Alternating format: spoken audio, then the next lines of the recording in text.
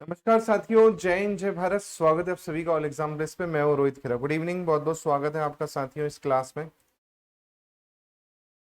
चलिए तो जल्दी से जुड़ जाइए इस क्लास में। आज की क्लास में हम एनवायरनमेंट का सिलेबस और हमें क्या क्या पढ़ना है एनवायरनमेंट में, और previous year question MP set 2023 के और साथ में 2018 के हम यहाँ पर डिस्कस करेंगे। तो जल्दी से जुड़ जाइए। गुड इवनिंग, बहुत बहुत स्वागत है।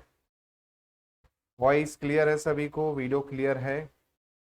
चलिए तो कमेंट में यस लिख दीजिए।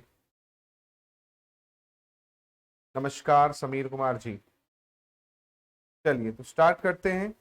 हाँ, आज की क्लास में हम बात करेंगे प्यूपल।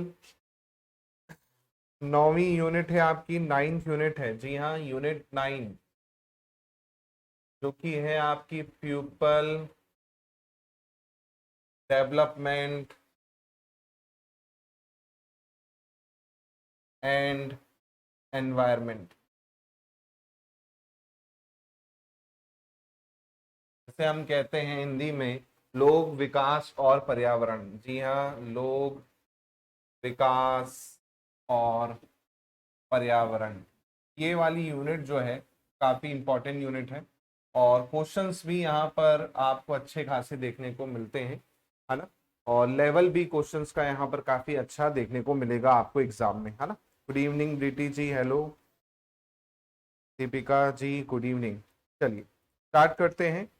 हाँ, अब देखिए यहाँ पर हम प्रीवियस ईयर क्वेश्चंस भी एनालिसिस कर लेते हैं, साथ में एक बार सिलेबस में देख लेते हैं हमें क्या क्या पढ़ना है, क्योंकि सिलेबस बहुत इंपॉर्टेंट है इसका, है ना। चलिए, और सिलेबस यहाँ पर आपको थोड़ा सा बड़ा भी देखने को मिलेगा। बाकी सब्जेक्ट्स जो हैं उसके कंपैरिजन में आप सिलेबस भी यहाँ पर देखोगे तो थोड़ा सा आपको बड़ा देखने को मिलेगा। चलिए तो पहला तो आपका है डेवलपमेंट एंड एनवायरनमेंट, जिसमें दो गोल्स के बारे में आपको पढ़ना है। जी हाँ, मिलेनियम डेवलपमेंट गोल के बारे में पढ़ना है और सस्टेनेबल डेवलपमेंट गोल के बारे में पढ़ना है। बहुत इंपॉर्टेंट है, एक ही बार अगर आप पढ़ोगे तो आपका पूरा हो जाएगा। हाँ, ओल्ड ओल्ड पेपर की भी एक पीडीएफ बना के रखी गई है बकायदा। आप उसमें कंटेंट में जाके रिकॉर्डेड में जब आप देखेंगे तो वहां पर आपको ओल्ड पेपर है वो भी वहां पर शो कर देगा पूरा का पूरा, है ना। अब देखिए यहाँ पर डेवलपमेंट गोल जो है बहुत इंपॉर्टेंट है, जहां से आपको क्वेश्चन 100% आता ही आता है एग्जाम में। एक क्वेश्चन यहाँ पर आपको देखने को मिलेगा ही मिलेगा। अगर मैं बात करूं यहाँ पर मिलेनियम डेवलपमेंट गोल की और सस्टेनेबल डेवलपमेंट गोल की, तो थोड़ा सा मैं आपको एक आइडिया दे देता हूं, है ना, कि होता क्या है।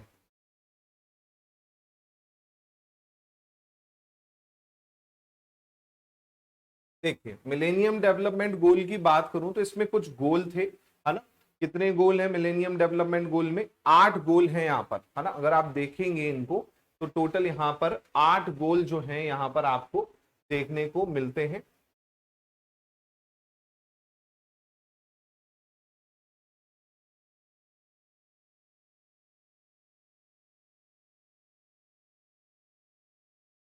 ये देखिए यहाँ पर मैं आपको दिखा देता हूं ताकि आपको क्लियरिटी रहे चीजें।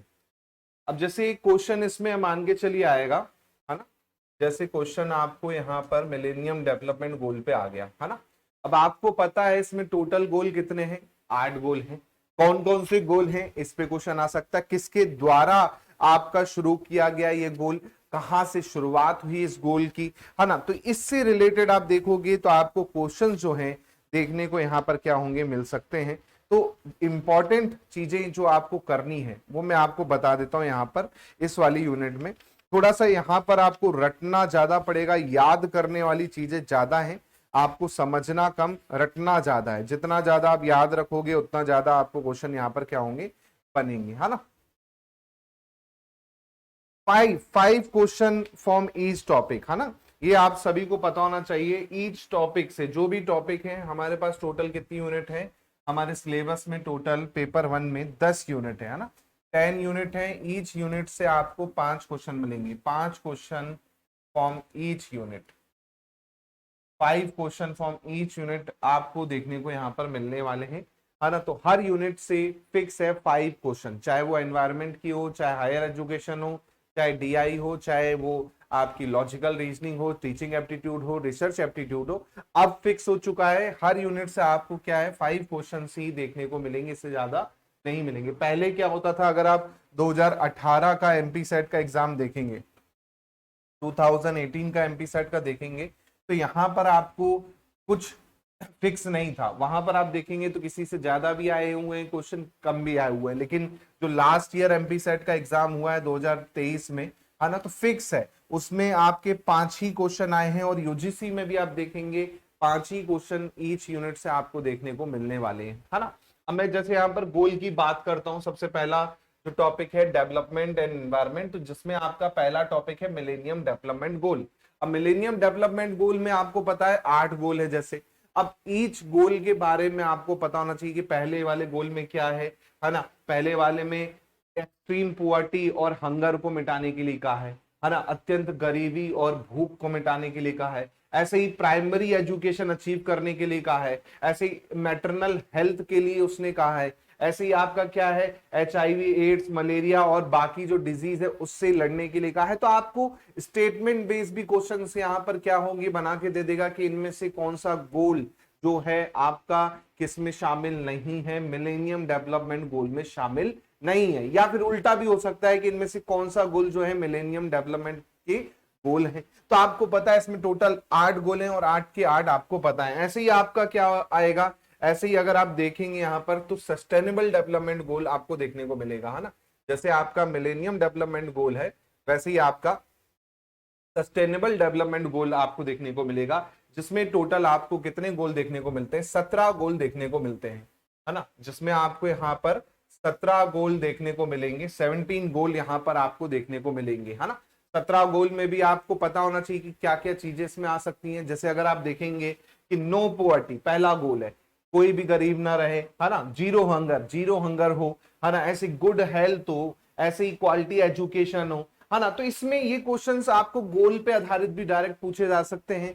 या फिर आप देखेंगे इसमें क्वेश्चन कैसे आ जाएंगे, इसमें क्वेश्चन आपको डायरेक्ट ये आ जाएंगे किसके द्वारा शुरू किया गया, है ना। इसके अलावा इसमें क्वेश्चन आ जाएगा कि इसका जो टारगेट है वो टारगेट कब तक का है ना। जैसे 2030 तक का टारगेट इसमें कुछ चीजों का रखा गया है, तो उस पे क्वेश्चंस आपको आ जाएंगे। तो कुल मिला के अगर टॉपिक लिखा है तो उसके बारे में आपको पूरा डिटेल में जानना पड़ेगा, A to Z। जी हाँ, A to Z अब जब जानोगे तब आपको इसके अंतर्गत चीजें देखने को मिलेंगी, है ना। अब जैसे आपको पता है, जैसे ही सस्टेनेबल डेवलपमेंट गोल खत्म हुआ, जी हाँ, सस्टेनेबल डेवलपमेंट गोल जो है स्टार्ट होगा जब मिलेनियम डेवलपमेंट गोल खत्म हुआ, तब आपका स्टार्ट क्या हुआ, सस्टेनेबल डेवलपमेंट गोल स्टार्ट हुआ, है ना। अगर मैं बात करूं इसके टारगेट की, तो आपको पता होना चाहिए इसका जो लक्ष्य था 2015 से 2030 तक का लक्ष्य है ना। 2015 में चालू हुआ और 2030 का इसका क्या है, डेडलाइन है।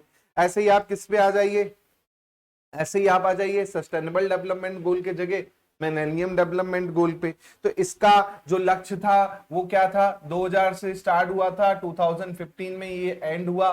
तो इसका अपग्रेडेड वर्जन कह सकते हो, आपका क्या आ गया, सस्टेनेबल डेवलपमेंट गोल आ गया, है ना। यूएन में 2000 के आसपास न्यूयॉर्क में आपका क्या हुआ था, शिखर सम्मेलन जब होता है आपका, है ना, तब आपका ये गोल वहां पर रखा गया था, मिलेनियम डेवलपमेंट गोल।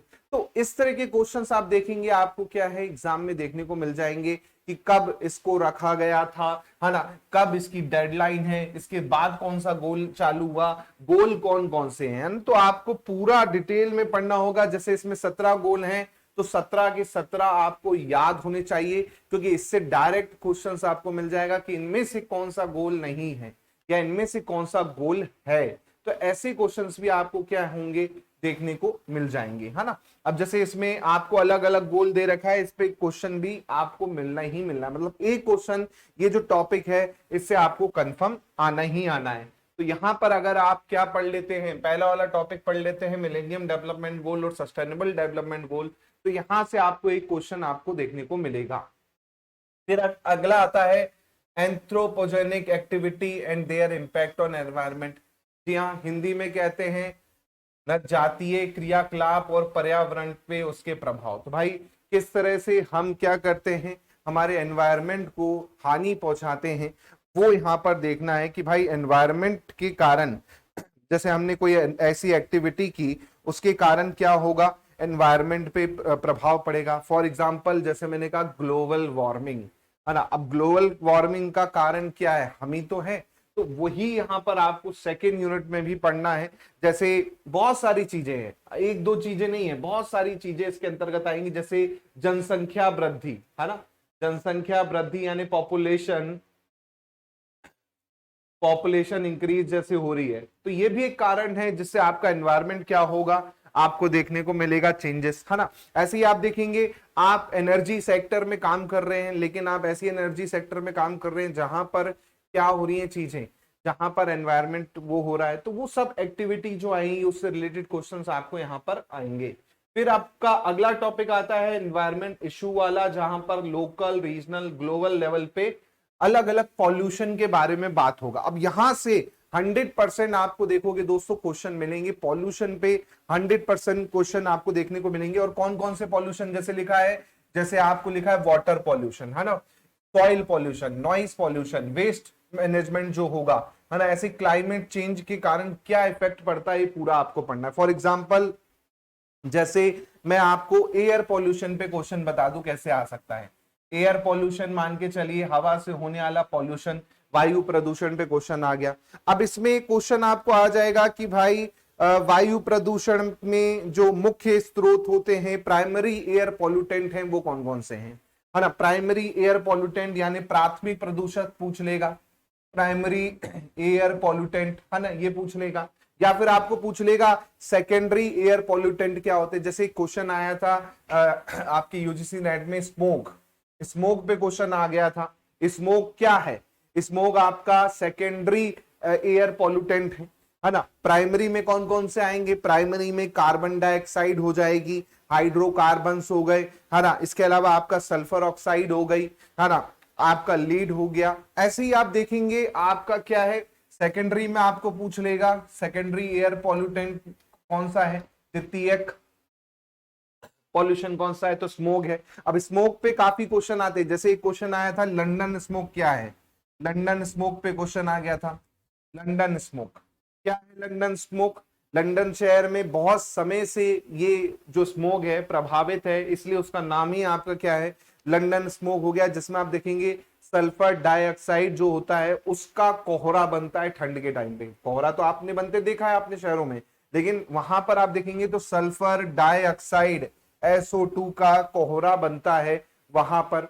इसके साथ में इसमें और भी जो गैस होती हैं वो भी मिश्रित होती हैं, जिसके कारण आपका क्या होता है, बकायदा आपको ये देखने को मिलता है। इसलिए आप देखेंगे इसका नाम जो पड़ा लंदन स्मोक, क्योंकि सबसे पहले आपका लंदन में ये देखा गया था, है ना, तो इसलिए इसका ऐसा नाम पड़ा। तो इस पे क्वेश्चन आ जाएगा। ऐसे ही एक और होता है Los Angeles smoke, Los Angeles smoke, अब नाम से ही समझ में आ रहा है, लॉस एंजलिस मतलब यूएसए, है ना, यूएसए। और यहां से आप देखेंगे इसकी शुरुआत हुई थी, यहां पर नाइट्रोजन के ऑक्साइड और जो दूसरी गैसेस थी उसके कारण ये स्मोक बन रहा था, और इसका नाम इसलिए वहां पर क्या रख दिया गया, लॉस एंजलिस स्मोक रख दिया गया। तो ये आप क्या पढ़ोगे, ये आप चीजें पढ़ोगे, है ना। ऐसे ही आप देखोगे तो आप क्या पढ़ोगे, एसिड रेन के बारे में पढ़ सकते हो। एसिड रेन पे क्वेश्चन आ जाएगा, और आता ही है एग्जाम में कि एसिड रेन क्या होती है, किसके कारण होती है ना। तो आप सभी को पता है एसिड रेन का क्या कारण है, जब सल्फर डाइऑक्साइड हो, सल्फर ट्राइऑक्साइड हो, नाइट्रोजन ऑक्साइड हो, और जो दूसरे एयर पॉल्यूटेंट होते हैं वो मिल जाए, और क्या करे, जो वायु जो आपका एयर है उसमें मिलने से आपका क्या करे, जो रेन होगी उसमें मिल जाए, तो जिससे पीएच वैल्यू क्या हो जाएगी वाटर की, कम हो जाएगी, यानी 6.5 के आसपास लगभग आप देखेंगे कम हो जाती है। 7 के ऊपर आप जाहिर सी बात है न्यूट्रल, 7 पे न्यूट्रल, उसके ऊपर फिर आपका बेसिक, उसके नीचे एसिडिक, तो नीचे हो जाएगी, तो जाहिर सी बात है वो वैल्यू क्या हो जाएगी आपकी, रेन क्या हो जाएगी, बारिश क्या हो जाएगी, एसिडिक हो जाएगी, यानी अम्लीय वर्षा हो जाएगी। तो अम्लीय वर्षा यानी एसिड रेन पे क्वेश्चन यहाँ पर आपको बन सकता है ना। इसके अलावा आप आगे बढ़ेंगे तो एयर क्वालिटी इंडेक्स पे क्वेश्चन आया हुआ है, एयर क्वालिटी इंडेक्स। अब ये आपको पूछा गया था यूजीसी नेट पे ही, एयर क्वालिटी इंडेक्स क्या होता है, एयर क्वालिटी इंडेक्स पे। अब देखिए बिल्कुल सबसे बड़ी यूनिट अगर आप देखेंगे तो एनवायरमेंट ही है ना, काफी बड़ी यूनिट है एनवायरमेंट। और एयर क्वालिटी इंडेक्स पे जैसे क्वेश्चन आया था, अब आपको पता है एयर क्वालिटी इंडेक्स क्या होता है, 0 से लेके 500 तक पॉइंट होते हैं, है ना। तो उसके अकॉर्डिंग आपकी क्वालिटी डिसाइड की जाती है। सबसे अच्छी जो होती है 0 से 50 बेस्ट क्वालिटी एयर होती है। अगर आप देखेंगे, आप किसी इंदौर में रहते हैं, कोई बड़े शहर में रहते हैं, तो वहां पर एयर क्वालिटी इंडेक्स का आपको बकायदा रोड में ही आपको बोर्ड लगा हुआ है, वहां पर बताता रहता है कि एयर क्वालिटी कितनी है। या फिर आप अपने मोबाइल में भी खोल के देखिए, वेदर वाला जो सेक्शन है, वेदर वाले में जब आप खोलेंगे तो वहां पर एयर क्वालिटी इंडेक्स आपके शहर की भी बता देगा। तो 0 से 50 मतलब बेस्ट, फिर आपकी 51 से 100 आपकी होती है ना। तो ये आपकी सेटिस्फैक्ट्री होती है ना, संतोषजनक है ना, अच्छी है लेकिन ठीक है, रहने लायक है। ऐसे ही आप देखेंगे तो 101 से 200 आ जाती है। 101 से 200 मतलब कैसा, ये मॉडरेटली पॉल्यूटेड है बट ठीक ठाक है, काम चल जाएगा। फिर ऐसे ही दिल्ली में पहुंच जाओ आप थोड़ा सा, है ना, दिल्ली में पहुंच जाओगे तो भैया 201 से 300 आपको देखने को मिलेगी, जो कि पुअर होती है। और ठंड के टाइम पे आप देखेंगे, ठंड के टाइम पे देखेंगे तो 301 से आपकी क्या होगी, 500 देखने को यहाँ पर क्या होगी, 400 देखने को मिलेगी, है ना। 400 देखने को मिलेगी यहाँ पर, है ना। ये होती है एक्सट्रीमली पुअर, यानी बहुत ही आपकी खराब, है ना। अब ये जो है आपको कई बार पूछ लेता है कि इसकी इंडेक्स क्या होती है, इसका फुल फॉर्म पूछ लेगा। AQI का फुल फॉर्म, जैसे आपको सेट एग्जाम में राजस्थान या महाराष्ट्र सेट में पूछा गया था, AQI का फुल फॉर्म बता दो, ये आया था डायरेक्ट, है ना। तो फुल फॉर्म भी आपको इवन पूछ सकता है, इसलिए इसको भी पढ़ना क्या है, आपको पढ़ना जरूरी है। इससे रिलेटेड आप देखेंगे तो प्रोग्राम भी चल रहा है, उस पर भी क्वेश्चन आपको आ सकता है। तो कुल मिला के मैंने वही बोला कि अगर आपने एयर पोल्यूटेंट पढ़ा है ना, तो उस पर भी आपको बहुत सारे क्वेश्चन जो हैं वो क्या है देखने को मिलेंगे, उसके अंतर्गत भी। तो आपको यहां पर लिखा तो है बस एयर पॉल्यूशन, लेकिन सॉरी, है ना। तो ये आपको क्या है बाकायदा देखने को मिलेगी। सबसे जो बेकार होगी 401 से 401 से 500, ये बहुत रेयर आपको देखने को मिलती हैं, एकदम खराब, है ना, एकदम खराब। भाई जो मेन है आपकी, अगर आप देखेंगे तो 401 से 500 मतलब गंभीर डेंजरस की कैटेगरी में आपकी ये वाली आ जाती है, 401 से लेके 500 वाली, जिसमें आपको कोई ना कोई बीमारियां देखने को जरूर मिलेंगी, है ना। ऐसे ही आप देखेंगे तो आप क्या पढ़ेंगे, इससे रिलेटेड जो चीजें हैं वो पढ़ेंगे। फिर आप देखेंगे नॉइज पॉल्यूशन, जैसे यहां पर लिखा है ना, नॉइज पॉल्यूशन। तो नॉइज पॉल्यूशन पे भी बहुत सारी चीजें आपको पढ़नी पड़ेंगी, जैसे कितने डीबी आपको पूछ लेगा शोर होना चाहिए, इस पे क्वेश्चन आए हैं।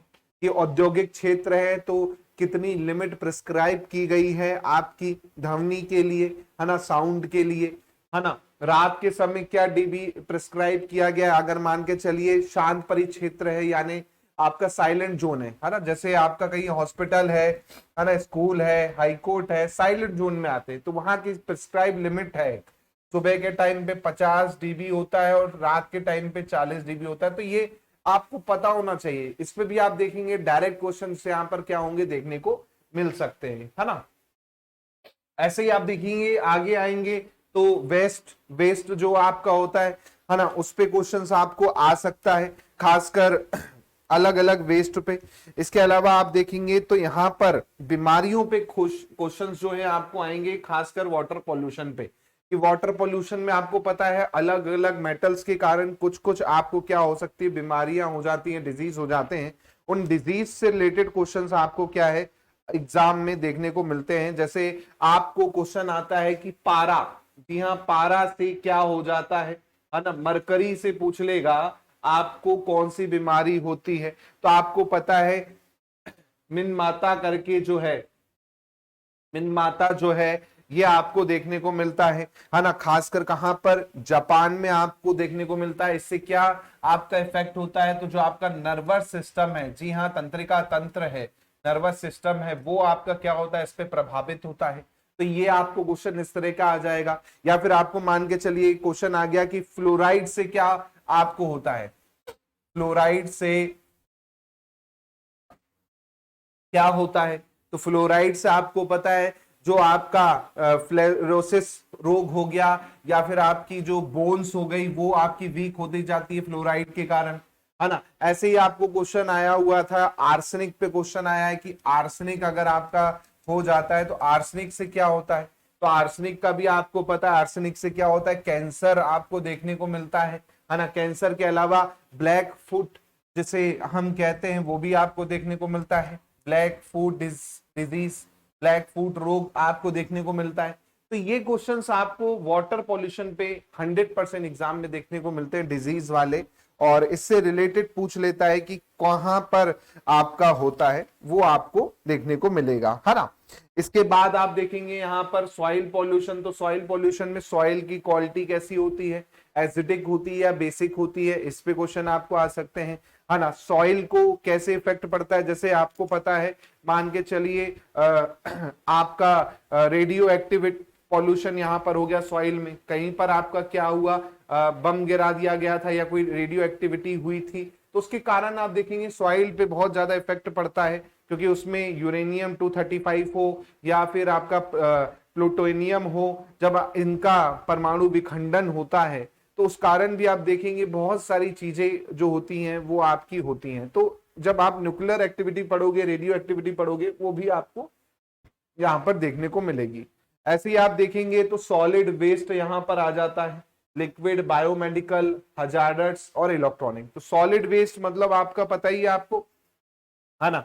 आप क्या करते हो, आप घर पे कचरा जो होता है आपकी कचरा गाड़ी लेके जाती है, उसमें भी आप देखोगे अब तो अलग अलग हो गया है, सूखा कचरा अलग, गीला कचरा अलग, है ना। तो वही चीज यहां पर पढ़ोगे कि किस तरह से सूखे कचरे को ठिकाने लगाया जाता है, गीले कचरे को ठिकाने लगाया जाता है, हजार्ड्स जो होते हैं उसको ठिकाने लगाया जाता है, इलेक्ट्रॉनिक्स पार्ट्स हो गए जैसे आपकी बैटरी बैटरी हो गई, है ना, उसको ठिकाने लगाया जाता है। तो ये चीजें आप क्या करोगे, इसके अंतर्गत पढ़ोगे। और इसमें कौन कौन सी प्रोसेस जो है आपकी यूज होती है, जैसे कांच हो, प्लास्टिक हो, है ना, रबड़ हो, लोहा हो, तो इसमें आप क्या करते हो, इन कचरे के लिए आप रिसाइकलिंग कर देते हो, है ना। आप दोबारा से बॉटल का यूज कर सकते हो, दारू की, बियर की, है ना, दूसरी टाइप की बॉटल्स का, या कांच टूट भी गया है तो आप दोबारा से उसको क्या कर सकते हो, क्रिएट कर सकते हो। लेकिन कुछ ऐसी चीजें होती हैं जिनको आप नहीं कर पाते हो, है ना। फॉर एग्जाम्पल जैसे आपका गीला कचरा है, जैसे सब्जी है, तो इसके लिए आप क्या करते हो, इसका मैनिक्योर आप खाद बना देते हो, है ना। तो वैसे ही आपको क्या करना है, हर टाइप की जो रिसाइकलिंग है उसके बारे में पढ़ना है। इससे रिलेटेड बोर्ड भी है जिसे सेंट्रल पॉल्यूशन कंट्रोल बोर्ड, जी हाँ, सेंट्रल पॉल्यूशन कंट्रोल बोर्ड, ये देखता है, मॉनिटर करता है ना। और इसी के हिसाब से क्या करता है, सॉलिड वेस्ट मैनेजमेंट का जो प्रोग्राम है बाकायदा पूरे इंडिया में वो आपका चलता है। तो ये भी आप क्या करोगे, यहाँ पर पढ़ोगे। ऐसे लिक्विड वेस्ट क्या होगा, है ना, जैसे आपका ब्लैक वाटर होता है, ग्रे वाटर होता है, तो उसके लिए भी यहां पर आप चीजें पढ़ोगे पूरा का पूरा। इसमें भी आप अलग अलग मेथड्स जो हैं यहां पर यूज करते हो, या फिर आपका बायोमेडिकल वेस्ट, जैसे अस्पताल से आपका कोई वेस्ट निकलता है ना, कोई त्वचा का स्क्रीन हो गया, कोई आपका उसका हिस्सा हो गया, या मरहम पट्टी या इंजेक्शंस हो गए, तो ये सब बायोमेडिकल वेस्ट कहलाते हैं। जिसमें आपका जेनेटिक वेस्ट भी होता है, रेडियो एक्टिव वेस्ट भी होता है ना, पैथोलॉजिकल वेस्ट होता है। पैथोलॉजिकल वेस्ट मतलब क्या होता है, जिसमें आपके शरीर के कोई अंग वंग शामिल हो जाते हैं, कोई शव का हिस्सा शामिल हो जाता है, तो पैथोलॉजिकल वेस्ट हो जाता है। ऐसे ही इन्फेक्शियस वेस्ट भी होता है, जैसे किसी का ब्लड टेस्ट किया तो उसका ब्लड सैंपल रह गया, इंजेक्शंस रह गए, तो उनको कैसे आप क्या करोगे, ठिकाने लगाते हो, वो आप क्या करते हो, इस टॉपिक के अंतर्गत पूरा आपको देखने को मिलने वाला है ना। तो थर्ड वाला टॉपिक बहुत बड़ा टॉपिक है, नो डाउट, है ना। थर्ड वाला जो टॉपिक है बहुत बड़ा टॉपिक है।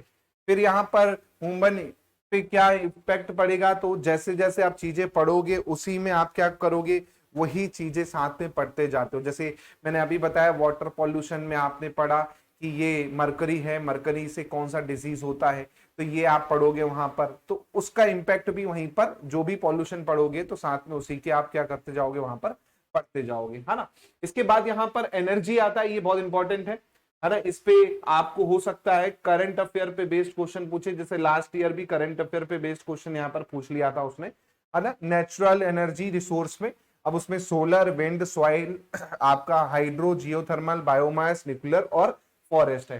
एनर्जी मतलब आपकी जो ऊर्जा है, प्राकृतिक ऊर्जा, और उसके स्रोत जो है, यहाँ पर आप पढ़ोगे अलग अलग के बारे में। साथ में करंट डेटा पे क्वेश्चन यहाँ पर आप देखोगे, लास्ट ईयर जो था पूछ लिया था उसने कि टारगेट क्या सेट है सोलर एनर्जी का, इस तरह से, है ना। अभी मैं आपको करवाऊंगा क्वेश्चन, तो आपको खुद आइडिया हो जाएगा कि इसमें किस तरह का क्वेश्चन जो है आपको देखने को मिला था, है ना। तो वो मैं आपको अभी करवाऊंगा। अब इसमें एनर्जी में आप बकायदा पूरा डिटेल पढ़ेंगे। एनर्जी में कैसे डिटेल पढ़ेंगे कि इनके बारे में, फॉर एग्जांपल मैंने जैसे आपका कहा गैस के बारे में, तो गैस में आपने क्या पढ़ा होगा, सीएनजी पढ़ा होगा। सीएनजी का फुल फॉर्म आपको पता है, हाँ क्या होता है ना, कंप्रेस नेचुरल गैस। अब सीएनजी क्या होती है ना, प्राकृतिक गैस है ना। इसमें दबाव डाल के नाम से ही समझ में आ रहा है, कंप्रेस नेचुरल गैस। जब आप इसमें कंप्रेस करते हैं, जी हाँ, बहुत ज्यादा कंप्रेस करते हैं, तब जाके आपका क्या होता है, ये गैस जो होता है एक डब्बे में या एक पात्र में भरी जा सकती है ना। लगभग आप देखेंगे जो भी उसकी मात्रा रहती है बहुत प्रेशर से भरी जाती है कि वो छोटे से उसमें आ जाती है। तभी आप देखेंगे आपका बहुत सारी वाहन जो है, व्हीकल्स जो है वो सीएनजी पे है ना। ऐसे ही आप आगे पढ़ोगे एलपीजी, एलपीजी भी आप आगे पढ़ोगे, है ना। ठीक है, एक मिनट दीजिएगा।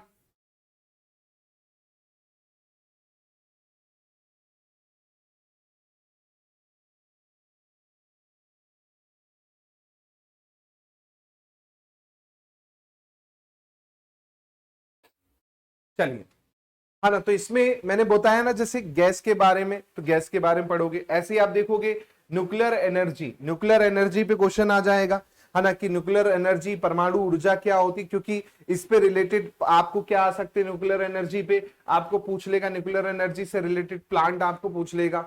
मान के चले एमपी का सेट है तो एमपी का पूछ लेगा, है ना। तो ये क्वेश्चन भी आपको क्या है एग्जाम में देखने को मिल सकता है। अब न्यूक्लियर एनर्जी में आप देखेंगे तो सबसे ज्यादा यूरेनियम आप देखेंगे तो आंध्र प्रदेश में आपको सबसे ज्यादा भंडार मिलता है। उसका प्रोडक्शन के मामले में आप देखेंगे, आपका रिजर्व के मामले में देखेंगे तो आंध्र प्रदेश जो है सबसे आगे है। किसके मामले में, थोरियम के मामले में। थोरियम ही आप देखेंगे क्या है, न्यूक्लियर एनर्जी के लिए आपका यूजफुल होता है ना। तो ये आप पढ़ेंगे। ऐसी एलपीजी के बारे में पढ़ेंगे, बिल्कुल एलपीजी हो गया। इसके अलावा पीएनजी भी है, पाइप नेचुरल गैस हो गई, है ना। मिथेन के बारे में पढ़ेंगे, है ना। तो ये सब आप क्या देखोगे, ये इसके अंतर्गत आप देखोगे। इसके अलावा आप देखेंगे विंड एनर्जी, विंड एनर्जी से रिलेटेड जो प्लांट है वो आप पढ़ोगे। जैसे आप मध्य प्रदेश में देखेंगे तो जो आपका, हाँ, मध्य प्रदेश में जो आपका क्या है, देवास है। देवास में आपको विंड एनर्जी से रिलेटेड, पवन ऊर्जा से रिलेटेड प्लांट्स बहुत सारे देखने को मिलते हैं। और हो सकता है इस पे आपको क्या टारगेट बेस्ड क्वेश्चन भी पूछ ले कि कितना टारगेट गवर्नमेंट ने रखा है 2030 तक का, कि इतना आपका सोलर एनर्जी से या विंड एनर्जी से क्या मिल पाए, एनर्जी हम प्रोड्यूस कर पाए, है ना। ऐसे ही सोलर एनर्जी पे सबसे बड़ा अगर आप देखेंगे मध्य प्रदेश में तो कहां पर है, रीवा में है। तो हो सकता है इस पे क्वेश्चन आ जाए, या टोटल प्रोडक्शन पे भी क्वेश्चन पूछा जा सकता है ना। और इससे रिलेटेड जो इंस्टीट्यूट है उस पे भी क्वेश्चन आ सकता है। मान के चलिए national institute of solar energy, इसका हेडक्वार्टर कहां पर है पूछ लेगा, तो गुड़गांव में इसका हेडक्वार्टर है। या फिर मान के चलिए पूछ लेगा Indian renewable energy development agency, इसका कहां पर है, दिल्ली में है। तो ऐसे क्वेश्चन भी आपको क्या है यहां पर देखने को मिल सकते हैं, जो कि आपको इस टॉपिक के अंतर्गत पढ़ने हैं। फिर आपका आता है natural hazards, disaster and mitigation. अब इसमें लिखा है नेचुरल हजार्ड्स एंड डिजास्टर, है ना। इसमें क्या लिखा है, प्राकृतिक जोखिम और आपदाएं। अब इसमें ये नहीं लिखा है कौन कौन सी पढ़नी है, तो उसके लिए आपको लगभग सभी आपदाओं के बारे में पढ़ना पड़ेगा। जैसे अगर मैं बात करूं आपके एग्जाम्पल के तौर पे, मैंने कहा आपका भूकंप हो गया, नेचुरल हजार्ड्स में अर्थक्वेक हो गया, तो अर्थक्वेक के बारे में आपको पढ़ना पड़ेगा कि अर्थक्वेक कैसे आता है। अर्थक्वेक में जो आपकी तरंगे होती हैं, R wave, S wave, primary wave जिसे कहते हैं, और ये सब आपका मैं बता रहा हूं। हाँ, फर्स्ट आपका 1 अप्रैल से चालू हो जाएगा असिस्टेंट प्रोफेसर का लाइव। जी हाँ, असिस्टेंट प्रोफेसर का 1 अप्रैल से स्टार्ट होगा 8 बजे शाम से। 6 बजे से सेट का रहेगा, एमपी सेट 6 बजे रहेगी क्लास, है ना। और एपी की जो रहेगी 8 बजे से रहेगी, है ना, रात को ही। 6 बजे सेट, 8 बजे एपी। ठीक है, तो ये आपको क्या है दोस्तों नेचुरल हजार्ड्स में देखने को मिलेंगे, जैसे अर्थक्वेक हो गया, है ना, साइक्लोन हो गया, सुनामी हो गया। अब सुनामी में जो रिलेटेड क्वेश्चन आपको आ सकता है कि सुनामी कैसे आती है। सुनामी आप शब्द देखेंगे तो भाई जापानी शब्द है सुनामी, है ना, जैपनीज वर्ड है सुनामी। अब इस पे क्वेश्चन आ सकता है कि भाई 2004 में आपको पता है सुनामी जब आई थी आपकी, है ना, तो 9.3 के रिएक्टर में आपका क्या हुआ था, भूकंप आया था इंडियन ओशन में। आप देखेंगे तब जाके आपका इतनी भयंकर सुनामी आई थी, है ना, 2004 की, है ना। उसके बाद आप देखेंगे उससे रिलेटेड सेंटर भी बनाए गए थे सुनामी से रिलेटेड। इसके अलावा आप वॉल्केनिक के बारे में पढ़ेंगे, ज्वालामुखी के बारे में पढ़ेंगे, अलग अलग टाइप के ज्वालामुखी होते हैं उसके बारे में पढ़ेंगे। ऐसे ही ड्राफ्ट हो गया, सूखा कैसे पड़ता है ना, बादल फटना जिसे हम कहते हैं क्लाउड बस्ट होता है। जैसे आप देखेंगे मनाली या फिर शिमला या फिर कोई आपका ऊंची इलाका है, वहां पर आप देखेंगे आपका क्लाउड बस्ट की खबरें सुनते रहते हैं कि उत्तराखंड में बादल फटा, न्यूज में आपने पढ़ा होगा, है ना। तो उसके बारे में पढ़ेंगे कि बादल कैसे फटता है। जैसे आपको पता होगा उत्तराखंड में 2013 में खतरनाक तरीके की बाढ़ आई थी। जी हाँ, पूरा उत्तराखंड तहस नहस हो गया था, आपने देखा होगा, है ना। केवल मंदिर जो था केदारनाथ मंदिर बच पाया था, बाकी उसके आसपास का आप देखेंगे पूरा नष्ट हो चुका था। तो वही चीजें आपको क्या होंगी, पढ़नी होंगी कि किस तरह से क्लाउड बस्ट हुआ, है ना, उस कारण क्या हुआ, ये चीजें आई। ऐसे डिजास्टर मैनेजमेंट से जुड़ी जो आपकी क्या है जो संस्थाएं हैं उनके बारे में पढ़ेंगे कि मध्य प्रदेश में और साथ में ऑल ओवर इंडिया लेवल पर कौन कौन सी संस्थाएं हैं वो आपको यहाँ पर पढ़नी होंगी, है ना। इसके अलावा फॉरेस्ट रिपोर्ट भी आपको पढ़नी है, क्योंकि वो भी आप देखेंगे इसके अंतर्गत ही आता है। तो फॉरेस्ट रिपोर्ट 2021 की अभी आपको पढ़नी होगी, क्योंकि लेटेस्ट वाली 2023 में आनी है, लेकिन अभी तक फिलहाल आई नहीं है 24 में, है ना। तो ये आपको फॉरेस्ट रिपोर्ट भी पढ़नी होगी। जैसे एमपी का रैंक आपको पता है फॉरेस्ट के उसमें देखेंगे टोटल एरिया में नंबर 1 है। ऐसे ही परसेंट वाइज पूछ लेगी, परसेंट वाइज में कौन सा है, तो मणिपुर परसेंट वाइज में आपको देखने को मिलता है। तो कुछ चीजें, सॉरी, मिजोरम जो है आपको नंबर 1 देखने को मिलता है परसेंट वाइज में। तो याद बहुत रखना है, मैं खुद कह रहा हूं ये यूनिट ऐसी है, इसमें फैक्ट्स इतने सारे हैं समझने के लिए तो बहुत कम है। ज्यादातर चीजें इसमें आपको याद रखनी है बहुत सारी। जब तक आप फैक्ट्स ज्यादा तक याद नहीं करोगे तब तक ये वाला चैप्टर आपका अधूरा रह जाएगा, है ना। उसके बाद आप देखेंगे यहाँ पर आपका क्या है, उसके बाद एनवायरमेंट प्रोटेक्शन एक्ट हो गया, है ना, नेशनल एक्शन प्लान हो गया सॉरी, इसके अलावा सोलर अलायंस हो गई, प्रोटोकॉल हो गए। तो ये आपको डिफरेंट पढ़ना है, ये बहुत इंपॉर्टेंट है, यहां से 100% क्वेश्चन आएगा, है ना। पर्यावरण संरक्षण अधिनियम 1986 हो गया, इनसे आप देखोगे 100% क्वेश्चंस आपको देखने को मिलेंगे। और यहां पर बहुत सारे क्वेश्चंस आपको एग्जाम में आते ही आते हैं। अलग अलग कन्वेंशन आपको पता है होते रहते हैं, है ना। बायोडायवर्सिटी पे कोई कन्वेंशन हुआ, है ना, नागोया प्रोटोकॉल हो या क्योटो प्रोटोकॉल हो, है ना। तो इसके अंतर्गत आप बहुत सारी चीजें पढ़ोगे। फॉर एग्जांपल जैसे मैंने बोला क्योटो प्रोटोकॉल पे, है ना, क्योटो प्रोटोकॉल है, इस पे आपको देखना क्वेश्चन आपको एग्जाम में देखने को मिलता है ना। क्योटो प्रोटोकॉल पे आप देखोगे बहुत सारे क्वेश्चन एग्जाम में देखने को मिलेंगे। अब आपको क्योटो प्रोटोकॉल के बारे में पता होना चाहिए, है ना, कि भाई जो कॉप की मीटिंग होती है, सीओपी, है ना, ये आपकी मीटिंग होती है ना। अब इसमें आपका ये क्या है, डिसीजन लिया गया था कब, 1992 में अर्थ सम्मेलन जब हुआ आपका, अर्थ सब सबमिट हुआ जब आपका 1992 में, है ना, 1992 में, तब वहां पर आपने क्या किया, national framework convention on climate change जो यूएनएफसी है वो आपका हुआ, है ना। यहां पर आपको पढ़ना होगा कि भाई इसकी बैठक कौन सी थी, कॉप 1 था, 2 था, 3 था, कॉप 3 की बैठक थी। उसमें फिर इन लोगों ने क्या किया, आपका अर्थ समिट में चीजें शामिल की, अलग अलग कंट्री शामिल हुई और उसमें क्या किया, एक समझौता किया। ऐसे आप देखेंगे आगे पेरिस एग्रीमेंट पढ़ोगे 1970 में, आप देखेंगे जब आपका विश्व पृथ्वी दिवस अर्थ डे मनाया जाता है, उसको आप देखेंगे कब मनाया जाता है अर्थ डे। अर्थ डे आपको पता है 22 अप्रैल, 22 अप्रैल को आप देखेंगे अर्थ डे जो है आपका मनाया जाता है। तो उस पे आप देखेंगे पेरिस एग्रीमेंट से रिलेटेड क्वेश्चन आपको पूछ लेगा कि क्या इसका टारगेट था, कब साइन किया गया और इसके अंतर्गत क्या इसके मेन उद्देश्य थे, ऑब्जेक्टिव थे। ऐसे ही आप आगे पढ़ेंगे तो बहुत सारे जो डे हैं, खासकर रिलेटेड टू किससे, रिलेटेड टू एनवायरमेंट, उस पे भी आपको क्वेश्चन सेट एग्जाम में पूछता है। जैसे मैंने बोला अर्थ डे कब मनाया जाता है, 22 अप्रैल को मनाया जाता है। मैंने पूछ लिया आपको आपका वर्ल्ड एनिमल डे कब मनाया जाता है, 4 अक्टूबर को वर्ल्ड एनिमल डे मनाया जाता है। तो ऐसे क्वेश्चन जो हैं आपको यहाँ पर आ सकते हैं। इसके अलावा जो आपका यहाँ पर national climate action plan on climate change है, इस पे आपको क्वेश्चन देखने को मिलेगा। अब इसकी शुरुआत कहां से हुई है ना, इसके जो मेन फीचर्स हैं वो कौन कौन से हैं। अब फीचर्स कैसे कैसे होंगे इसमें, है ना, फीचर कैसे कैसे, जैसे नेशनल सोलर मिशन आपने पढ़ा होगा, national solar mission, national solar mission, है ना, एनएसएम।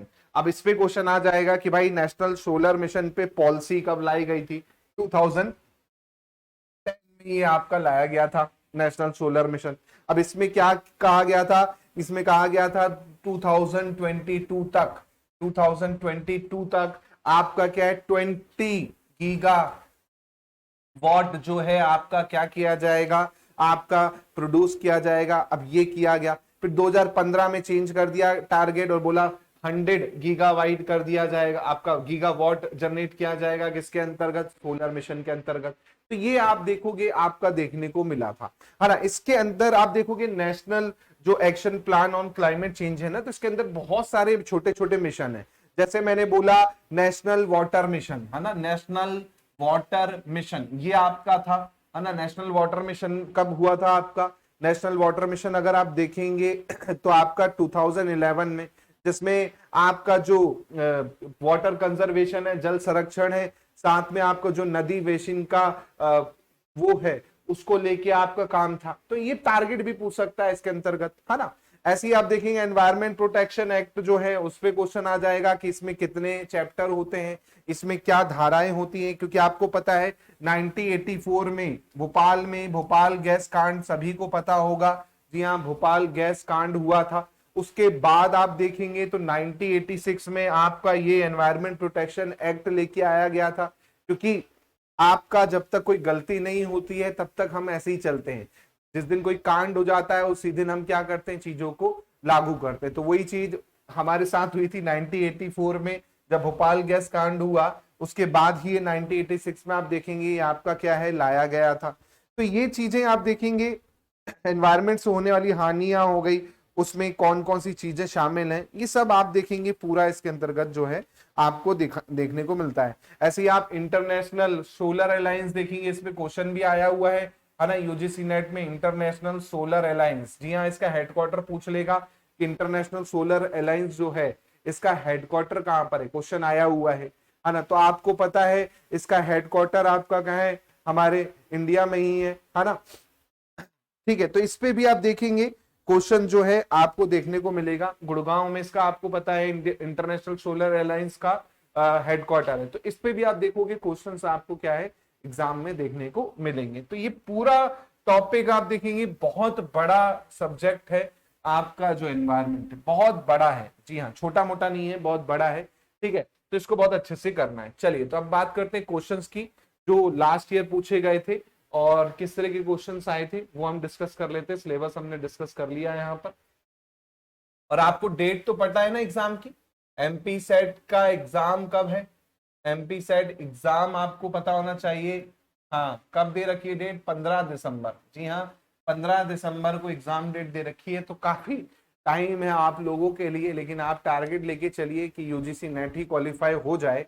लेकिन अभी फिलहाल एग्जाम डेट जो है वो कब की दे रखी है आपकी, 15 दिसंबर की आपकी दे रखी है यहाँ पर एग्जाम डेट, है ना। तो कोई दिक्कत नहीं है, आप एग्जाम डेट ध्यान रखिएगा कि भैया एग्जाम इस तारीख को हमारा होना है। टारगेट अभी बहुत दूर है, लेकिन हम पढ़ना जून के हिसाब से चलेंगे, यूजीसी नेट के हिसाब से चलेंगे। चलिए एमपी सेट 2023 का पेपर है ये, है ना। एनवायरमेंट के क्वेश्चंस आपको यहाँ पर देखने को मिलेंगे। चलिए पहला क्वेश्चन है, चलिए पहला क्वेश्चन है आपका,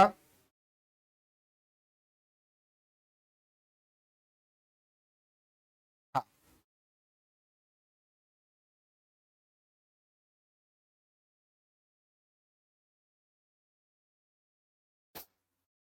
हाँ, चलिए पढ़िए पहला question.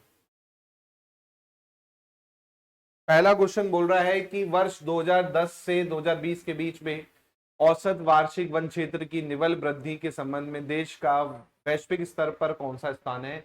What does rank India hold globally respect to net gain in average annual forest area 2010 to 2020? 10 years का आपको पूछा जा रहा है यहाँ पर, है ना, कि 10 इयर्स के उसमें आप देखेंगे रैंक पूछा है इंडिया का, कि इंडिया का जो रैंक है यहाँ पर वो क्या है ना, फॉरेस्ट उसके उसमें।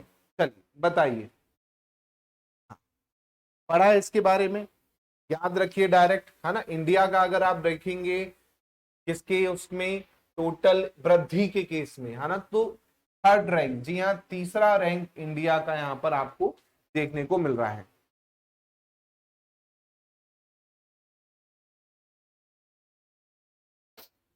हाँ ठीक है, तो इंडिया का रैंक अगर आप देखेंगे तो आपका क्या है, थर्ड रैंक है। टोटल फॉरेस्ट इन वर्ल्ड,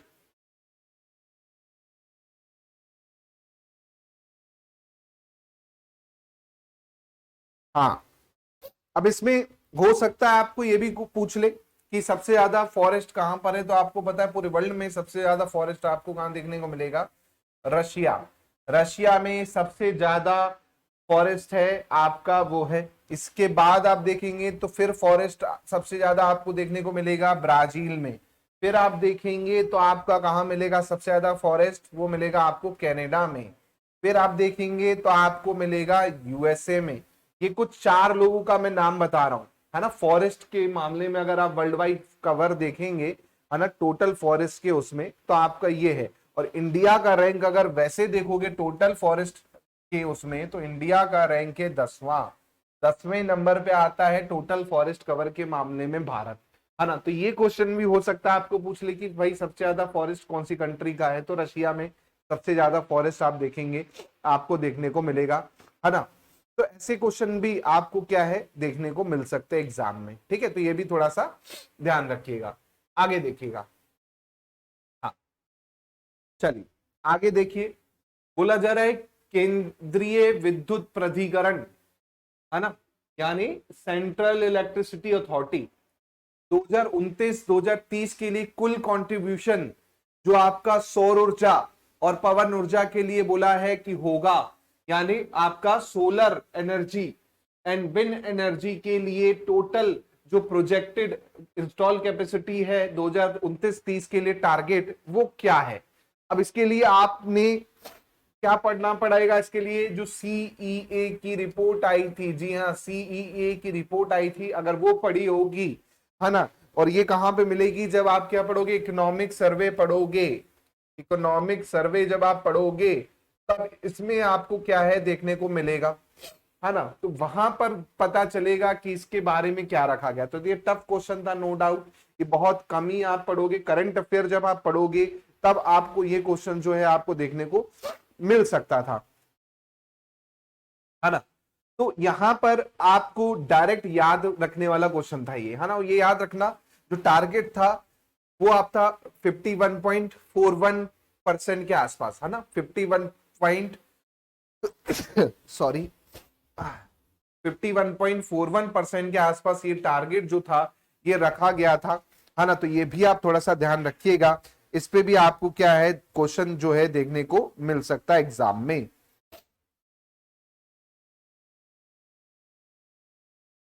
चलिए आगे बढ़ते हैं, नेक्स्ट क्वेश्चन देखते हैं दोस्तों। कोई डाउट लगे तो आप क्या है पूछ लीजिएगा। चलिए अब देखिए यहां पर सस्टेनेबल डेवलपमेंट गोल पे क्वेश्चन डायरेक्ट आया हुआ है। स्टेटमेंट दे दिए थे उसने 2 और पूछा था इसके बारे में आपको बताना है क्या सही है क्या गलत है सस्टेनेबल डेवलपमेंट गोल के बारे में। चलिए पहला बोल रहा है इसमें 20 गोल है, 180 कंट्री है। हाँ इसमें 20 गोल हैं और 180 कंट्री है, ऐसा है क्या सस्टेनेबल डेवलपमेंट गोल में? जल्दी बताइए भाई साहब, सस्टेनेबल डेवलपमेंट गोल में ऐसा है क्या?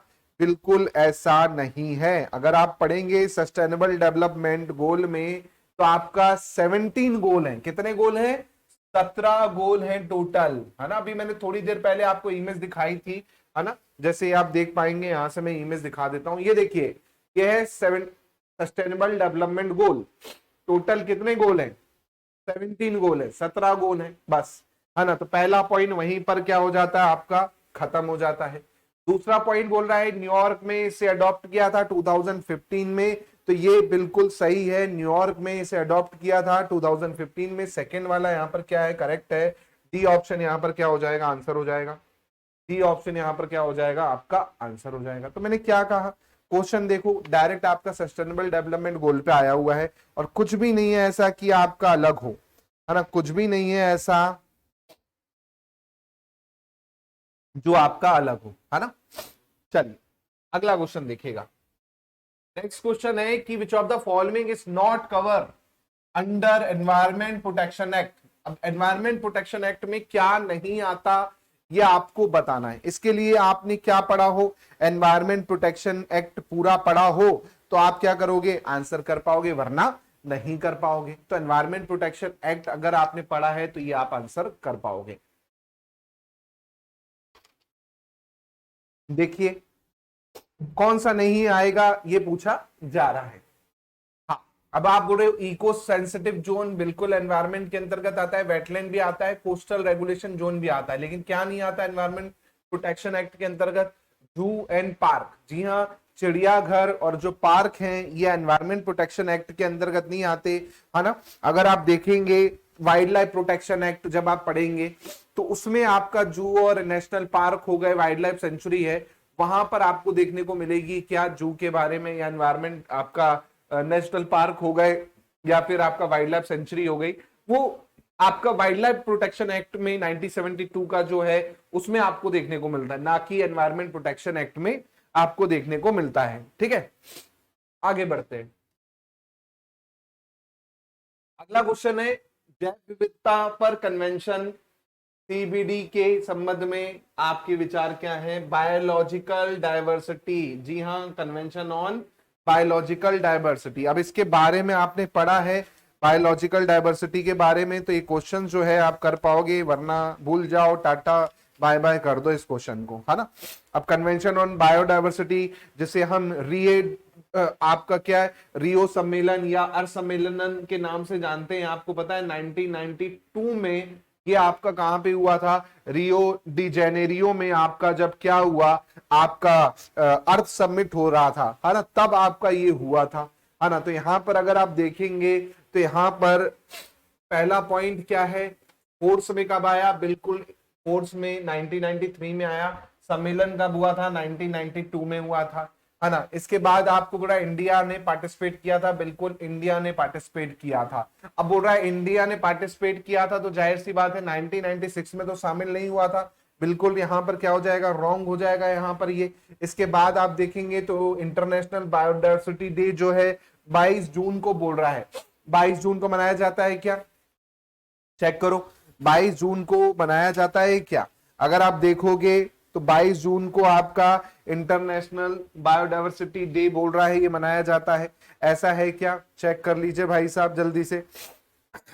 इंटरनेशनल बायोडाइवर्सिटी डे, हाँ चलिए जल्दी बताइए।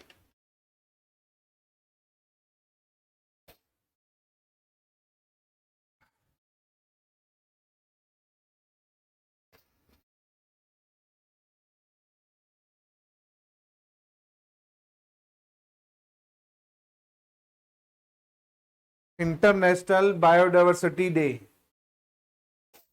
हाँ कब मनाया जाता है, 22 जून को नहीं, कब मनाया जाता है, 22 मई को मनाया जाता है ये, है ना, 22 मई को मनाया जाता है। तो यहां पर आपके ए और बी, मतलब आपका फर्स्ट एंड सेकंड जो है बस सही है, तो आपका ए ऑप्शन क्या हो जाएगा, यहाँ पर आंसर हो जाएगा। अब आप देखिए यहाँ पर कई बार ऐसे क्वेश्चंस भी जो हैं डायरेक्ट डेट पे बेस्ड घुमा फिरा के जो क्वेश्चंस हैं वो आपको देखने को यहाँ पर मिल सकते हैं। तो ये 5 क्वेश्चंस आप देखेंगे आपके एग्जाम में लास्ट ईयर पूछे गए थे। अब हम आते हैं 2018 के क्वेश्चन में, एमपी सेट का 2018 का पेपर, ये मैं आपको डिस्कस करवा देता हूं, 2018 का पेपर है ये आपको डिस्कस करवा देता हूं। चलिए क्वेश्चन है which of the following is most stable ecosystem, इसमें से सबसे स्टेबल इकोसिस्टम किसका होता है, ये आपको पूछा गया है यहां पर।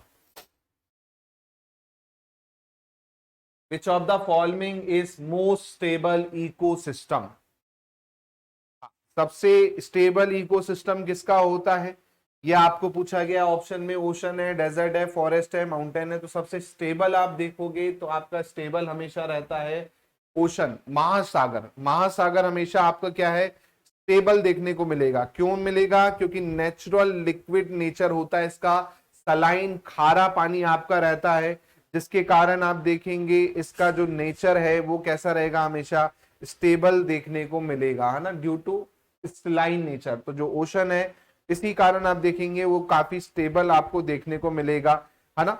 इसके अलावा आप देखेंगे मान के चले फॉरेस्ट, फॉरेस्ट का स्टेबल नहीं होता है, कई बार आप देखेंगे काट दिया जाता है, उसके कारण आपका बहुत सारी चीजें होती हैं, है ना। ऐसे ही आप देखेंगे रेगिस्तान का भी ऐसा कुछ नहीं है ना, वहां पर भी आपको चीजें हो जाएंगी।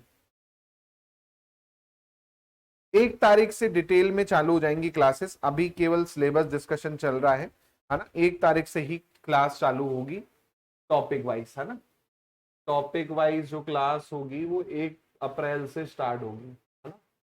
1 अप्रैल से थ्योरी प्लस एमसीक्यू दोनों ही देखेंगे, थ्योरी प्लस एमसीक्यू दोनों ही आपका होगा 1 तारीख से, है ना। चल अगला क्वेश्चन देखो, हॉट स्पॉट कॉन्सेप्ट जो है ये किसके द्वारा दिया गया था, है ना, 1988 में ये पूछा जा रहा है यहां पर। Who developed the hot spot concept in 1988? हाँ, अब ये ऐसा क्वेश्चन है कि आप डायरेक्ट याद कर सकते हो।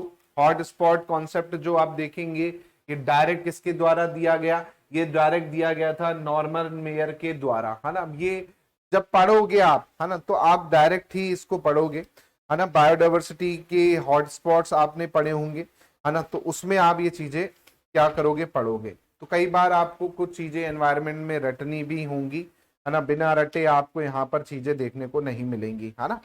इसी प्रकार नेक्स्ट क्वेश्चन देखिएगा।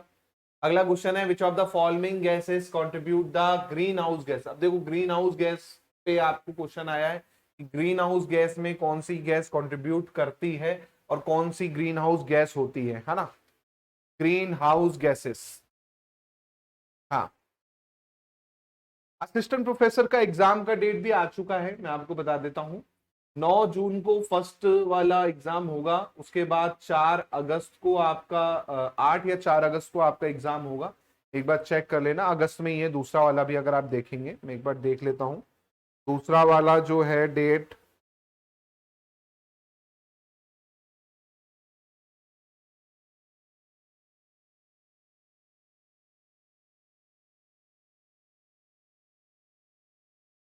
दूसरे वाले की अगर आप डेट देखेंगे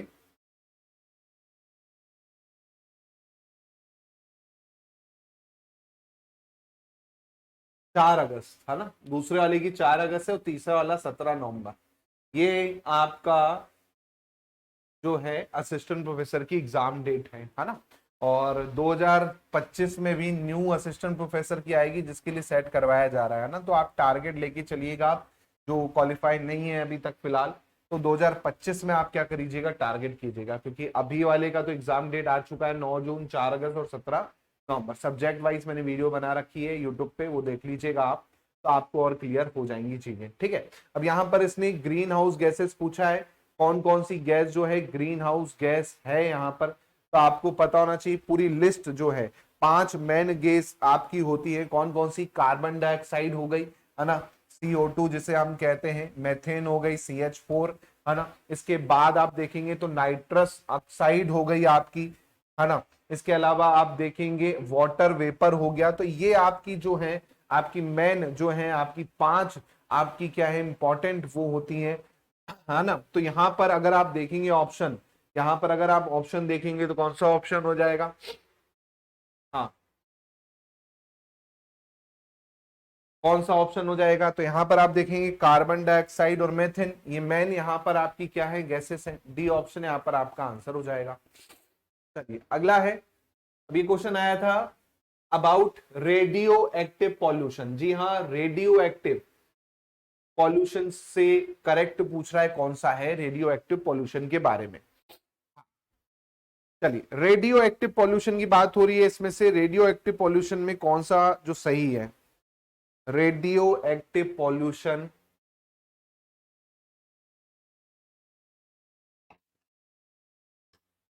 पहला बोल रहा है कि cause genetic changes in animal. अब जेनेटिक्स चेंजेस कर देता है रेडियो एक्टिव पॉल्यूशन आपका एनिमल्स में, है ना। तो यहां पर आप देखेंगे बिल्कुल सही है, आपने जापान में देखा ही है ना, कि एक बार क्या हुआ था, जब वहां पर आपका परमाणु बम गिरा तो वहां पर आपका क्या हुआ, पूरी चीजें चेंज हो गई, जो आने वाली पीढ़ी थी वो भी चेंज हो गई, है ना। तो ये आपका पहला वाला पॉइंट बिल्कुल सही है। इसी प्रकार आप देखिएगा यहाँ पर, है ना, इसी प्रकार आप देखेंगे तो आपका इट कॉज कैंसर, कैंसर बिल्कुल होता है, बाल आपके उड़ जाते, एकदम टकले हो जाओगे आप, है ना। तो पहला और जो चौथा है ये बिल्कुल सही है, हिंडर ब्लड सर्कुलेशन, फिर डिफरेंट मिनरल इन सॉइल, तो ये उतना सही नहीं होगा। तो यहाँ पर अगर आप करेक्ट देखोगे तो बी ऑप्शन ही जो है यहाँ पर एकदम परफेक्ट बैठता है, जहां पर दोनों ही आपके क्या है, सही है ना। तो रेडियो एक्टिव पोल्यूशन पे अगर आप देखेंगे तो यहाँ पर दो ऑप्शन जो है बहुत ज्यादा सही है, एक तो कैंसर, दूसरा आपका जेनेटिक चेंजेस एनिमल्स में, या फिर आपका जो भी है इंसान, इसमें भी आपका देखने को मिलता है। ठीक है, चलिए अगला देखिए, biodiversity. Biodiversity form the basis of for human existence in the following वे। जैव विविधता निम्नलिखित में से माध्यमों से मानव अस्तित्व का आधार बनी हुई है। किसमें भाई, बायोडायवर्सिटी किसके फॉर्म में होगी, सॉइल फॉर्मेशन में प्रिवेंशन करेगी, सॉइल इरोजन को, रिसाइकलिंग ऑफ वेस्ट के लिए, या पॉलिनेशन ऑफ क्रॉप को। चलिए बताइए। तो अगर आप देखेंगे बायोडायवर्सिटी से क्या होगा, सॉइल फॉर्मेशन होता ही है, सॉइल इरोजन को रोकेगी, रिसाइकलिंग भी करेगी, पॉलिनेशन ऑफ क्रॉप भी करेगी। ऑल यहाँ पर क्या होने चाहिए, सही होना चाहिए। डी ऑप्शन यहाँ पर आप देखेंगे तो आपका क्या होना चाहिए, आंसर होना चाहिए। अगला क्वेश्चन देखिएगा, which of the following national park unique wing swamp floating vegetation sorry that support rich biodiversity. हाँ, अब बोल रहा है भैया ऐसा कौन सा नेशनल पार्क है जो फ्लोटिंग नेशनल पार्क है ना। तो आप सभी को पता है फ्लोटिंग नेशनल पार्क, जी हाँ, आप सभी को पता है फ्लोटिंग नेशनल पार्क के बारे में। फ्लोटिंग नेशनल पार्क, हाँ कौन सा है, कहां पर है, हाँ मणिपुर में है, पता है ना आपको, केबुल लामजो नेशनल पार्क। जी हाँ, केबुल लामजो नेशनल पार्क जो है आपका कहां पर है, मणिपुर में है। फ्लोटिंग नेशनल पार्क है ये, इसे आप याद रखिएगा, डायरेक्ट क्वेश्चन आपका क्या है एग्जाम में देखने को मिल सकता है। चलिए अगली शिफ्ट के क्वेश्चन है ये, है ना, 2018 का पेपर है, शिफ्ट 2 है ये, शिफ्ट 2। बोला जा रहा है नेशनल डिजास्टर मैनेजमेंट अथॉरिटी जो फंक्शन है वो किस मिनिस्ट्री के अंतर्गत आती है। जी हाँ, नेशनल डिजास्टर मैनेजमेंट अथॉरिटी, हाँ किसके अंतर्गत आती है ये आपको पूछा जा रहा है, गवर्नमेंट के अंतर्गत कौन से डिपार्टमेंट में आपकी आएगी national disaster management authority, NDMA. Government of India के अंतर्गत किसके अंतर्गत आती है, ये आपको डिपार्टमेंट पूछा था। अब आप देखेंगे तो आपको पता होना चाहिए नेशनल डिजास्टर मैनेजमेंट जो है होम अफेयर्स में आती है। अभी आप देखेंगे तो गृह मंत्री कौन है, तो अमित शाह आप देखेंगे फिलहाल वर्तमान में गृह मंत्री है ना। और जाहिर सी बात है एनडीएमए का जो एग्जीक्यूटिव होता है वो प्राइम मिनिस्टर होता है ना। कहां पर इसका हेडक्वार्टर है, तो आप देखेंगे आपका हेडक्वार्टर नई दिल्ली में इसका क्या है, हेडक्वार्टर है एनडीएमए का, है ना। तो होम मिनिस्टर जो होता है, होम अफेयर जो होता है वो डिपार्टमेंट होता है, और एग्जीक्यूटिव जो डायरेक्टर होगा वो आपका एनडीएमए का पीएम होता है। चलिए अगला है, एट द वर्तमान में विकास और पर्यावरण एक दूसरे के क्या बने हुए हैं। तो भाई आप सभी को पता है वर्तमान में विकास और पर्यावरण एक दूसरे के क्या हो चुके हैं, विरोधी हो चुके हैं। तो विकास होगा तो भैया पर्यावरण का नुकसान भी होगा। अभी मुझे एक रोड बनानी है ना, एक हाईवे निकालना है, मान के चलिए हाईवे निकालना है इंदौर से मुझे दिल्ली के लिए, है ना, एक्सप्रेसवे निकालना है इंदौर टू दिल्ली। तो जाहिर सी बात है मैं जब ये प्रोजेक्ट लाऊंगा तो बीच में जितने गांव आएंगे या बीच में जितना फॉरेस्ट एरिया आएगा सबको मेरे को क्या करना पड़ेगा, एक्वायर करना पड़ेगा, तोड़ना पड़ेगा, काटना पड़ेगा, उसके बाद में ये प्रोजेक्ट को अप्रूव कर सकता हूं। तो भाई अगर आपको विकास भी करना है तो पर्यावरण के साथ में आप मुश्किल कर सकते हो, इसलिए मैं कहूंगा अपोजिट टू ईच अदर है भाई। जहां जहां विकास होगा वहां वहां पर्यावरण का नाश होगा, क्योंकि पेड़ तो आपको काटने पड़ेंगे ही। अब रोड में एकदम पेड़ तो लगा नहीं सकते आप, है ना, साइड साइड लग सकते हैं लेकिन आपके पेड़ कटेंगे, है ना। चाहे मेट्रो आ जाए या कोई रेल प्रोजेक्ट आ जाए, चाहे कुछ भी हो, है ना, कोई फैक्ट्री आ रही है तो जाहिर सी बात है पूरा गांव साफ होगा, कोई डैम आ रहा है पूरा गांव साफ हो जाएगा, पूरा खेत साफ हो जाएगा, पूरा फॉरेस्ट साफ हो जाएगा। तो यहां पर ए ऑप्शन करेक्ट होगा। अगला है डिफॉरेस्टेशन का रिजल्ट क्या होता है, ज्यादा पेड़ काट दो तो उसका रिजल्ट क्या होगा, ये आपको पूछ रहा है डिफॉरेस्टेशन। चलिए बताइए भाई डिफॉरेस्टेशन का रिजल्ट क्या होगा, ये आपको पूछ रहा है। हाँ, पहला है डिस्टरबेंस हो जाएगा नेचुरल बैलेंस में, मेडिकल प्लांट आपके खत्म हो जाएंगे, रेन साइकिल बिगड़ जाएगा, ऑल बिल्कुल सही यहां पर हो जाएगा। पानी नहीं गिरता है, आपने देखा है भाई ज्यादा पेड़ कट जाते हैं तो पानी की दिक्कत हो जाएगी, फिर सॉइल इरोजन की दिक्कत हो जाएगी, बाढ़ की दिक्कत हो जाएगी, कई बार सूखे की दिक्कत हो जाती है ना। तो ऑल यहाँ पर आपके ऑप्शन सही है। अगला क्वेश्चन था एनवायरमेंट मैनेजमेंट रिलेटेड विथ, जी हाँ, आपका पर्यावरण प्रबंधन जो है इसका संबंध किससे है, ये आपको पूछा जा रहा है यहाँ पर। तो आपको पता होना चाहिए पर्यावरण प्रबंधन का संबंध आप देखेंगे प्रिजर्वेशन, कंजर्वेशन, या फिर आपका बोथ, या तो आपका क्या है आपका इससे। तो एनवायरमेंट मैनेजमेंट का मतलब क्या होगा, एनवायरमेंट मैनेजमेंट का रिलेशन है कंजर्वेशन ओनली। जी हाँ, अगर आप देखेंगे तो यहाँ पर कंजर्वेशन से ही आपका मेन जो होना चाहिए, मोटो होना चाहिए।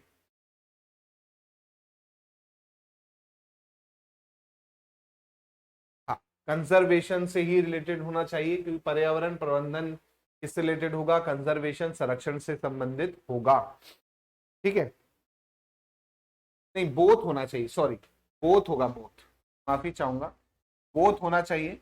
आपका कंजर्वेशन भी होगा और आपका क्या होगा, प्रिजर्वेशन भी होगा ना, दोनों ही होगा यहाँ पर।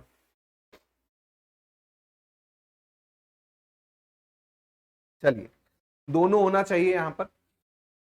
नेक्स्ट क्वेश्चन है which of the following is not natural hazard, इसमें से नेचुरल हजार्ड्स कौन से नहीं है। तो आपको पता है भाई अर्थक्वेक नेचुरल हजार्ड से, सुनामी नेचुरल हजार्ड से, बाढ़ आ जाए नेचुरल हजार्ड से, लेकिन न्यूक्लियर एक्सीडेंट हो जाता है, जैसे जापान में आपने देखा था लीकेज हो गया था आपका जो पावर स्टेशन था, न्यूक्लियर पावर स्टेशन, तो वो एक मैन मेड आपका क्या था, दुर्घटना थी, वो नेचुरल हजार्ड्स की कैटेगरी में नहीं आएगा। तो न्यूक्लियर एक्सीडेंट अगर होता है तो नेचुरल हजार्ड्स नहीं है, मैनमेड हजार्ड्स कहलाएगा, क्योंकि ये किसी की गलती के कारण आपका क्या है, हुआ है ना।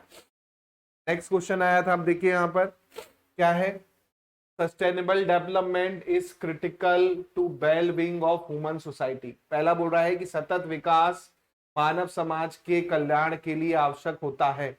दूसरा बोल रहा है पर्यावरण की दृष्टि से उचित नीति पर्यावरण को क्षति नहीं पहुंचाती अथवा प्राथमिक संसाधनों का क्षरण नहीं होता है। अब आपको यहां पर बताना है कौन सा, हाँ, कौन सा यहां पर स्टेटमेंट जो है सही है और कौन सा स्टेटमेंट यहां पर गलत है, ये आपको बताना है। हाँ, हाँ, चलिए, तो अगर आप यहां पर देखेंगे तो यहां पर पहला वाला तो करेक्ट है, बोल रहा है sustainable development is critical to well being of human society. सतत विकास मानव समाज के कल्याण के लिए आवश्यक होता है, बिल्कुल जरूरी है। सस्टेनेबल डेवलपमेंट गोल आपने पढ़ा, उसमें फिक्स है कि ये चीजें होनी चाहिए। तो धीरे धीरे अगर विकास होगा तो जाहिर सी बात है आपकी सोसाइटी का क्या होगा, आपका कल्याण होगा, है ना। इसी प्रकार पर्यावरण की दृष्टि से उचित नीति पर्यावरण की क्षति नहीं पहुंचाती अथवा प्राकृतिक संसाधनों का क्षरण नहीं होता। फिर बोल रहा है कि environmentally sound policy do not harm environment to deplete natural resources, ये भी सही है। आपने एक ऐसी पॉलिसी बनाई कि भाई मेरे को हाईवे निकालना है, लेकिन जंगल आपका जहां पर नेशनल पार्क है वहां पर रोड ऐसी होनी चाहिए। तो अभी आपने देखा होगा महाराष्ट्र में एक कॉरिडोर बनाया गया, टाइगर कॉरिडोर, है ना, बाकायदा ऊपर से आपका क्या है जंगल रहेगा ऊपर से, और नीचे से उसके रोड गुजरेगी, इस तरह का आपका बनाया गया है। या नीचे से बाकायदा आपका रास्ता दिया गया, ऊपर से रोड गुजरेगी जंगल के। तो ये आपका क्या है ऐसी पॉलिसी जहां पर आपका एनवायरमेंट में भी वो ना हो।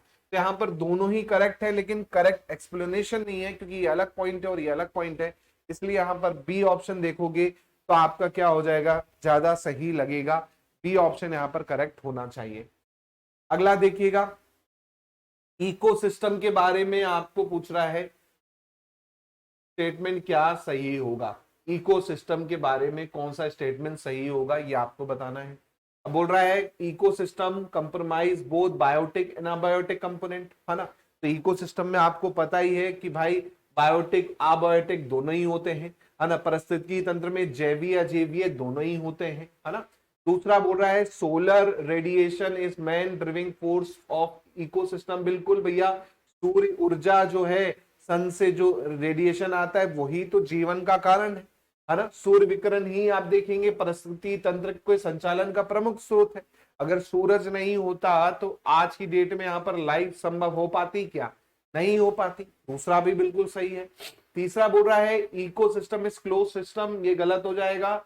Ecosystem does not have its own productivity, ये भी गलत हो जाएगा। यहाँ पर पहला वाला आप देखेंगे, फर्स्ट ए एंड बी जो है आपके क्या हो जाएंगे, करेक्ट हो जाएंगे। तो कई बार आप देखेंगे इस तरह के क्वेश्चंस भी एग्जाम में आपको क्या है दोस्तों देखने को एग्जाम में मिल जाएंगे जो आपके आए थे। ये थी आज की क्लास जहां पर हमने देखा एमपी सेट के प्रीवियस क्वेश्चन और सिलेबस के बारे में एक ब्रीफ डिस्कशन किया कि हमें क्या क्या पढ़ना है एनवायरनमेंट में और क्वेश्चन किस तरह के आते हैं। अब आपके कोई डाउट्स हो तो डाउट्स पूछ लीजिए। अब कोई डाउट है किसी को तो वो भी पूछ सकते हैं, जल्दी से आप जल्दी से डाउट्स कमेंट कीजिए और पूछिए।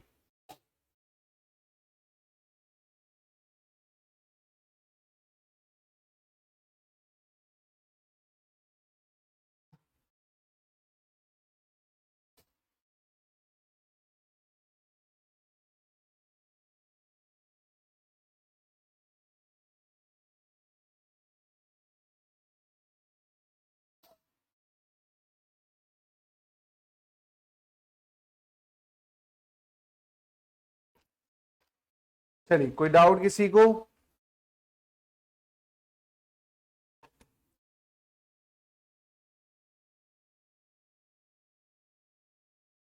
चलिए तो दोस्तों मिलते हैं अगली क्लास में। ओल्ड पेपर की पीडीएफ आपको वहीं पर दिख जाएगी, ऐप पर ही आपको एक बना रखा है फोल्डर, है ना, ओल्ड पेपर, है ना। एग्जाम कब है, एग्जाम बता तो दिया, 15 दिसंबर। एमपी सेट का एग्जाम 15 दिसंबर दे रखा है ना। 15 दिसंबर को होगा एमपी सेट का एग्जाम, बहुत टाइम है आपके पास अभी। इतने दिन में आप देखेंगे तो 2 बार आपका नेट का एग्जाम हो जाएगा, है ना। जितनी देर में आपका क्या होगा, ये एग्जाम होगा, है ना। 2 बार आप नेट एग्जाम दे सकते हैं। हाँ, सेट से रिलेटेड करंट अफेयर भी कवर करवाएंगे अपन, है ना। बिल्कुल, आप जब आप देखेंगे ना फोल्डर में जाके, है ना, तो वहां पर आपको दिखा देगा बाकायदा, है ना, वहां पर आपको दिखा देगा। मैं वीडियो भेज दूंगा, मैंने आप लोग को हाई करके भेज देना मुझे, है ना, जो अभी तक जिसको कंफर्म नहीं हो रहा कैसे देखनी है क्लासेस, तो मैं उन्हें वीडियो भेज दूंगा। ये मेरा नंबर है, इस पे आप मुझे व्हाट्सअप कर दीजिएगा, है ना। तो वीडियो भेज दूंगा आपको किस तरह से आपको देखना है ना। चलिए, थैंक यू, मिलते हैं आप लोगों से जल्दी। जय हिंद, जय भारत, धन्यवाद।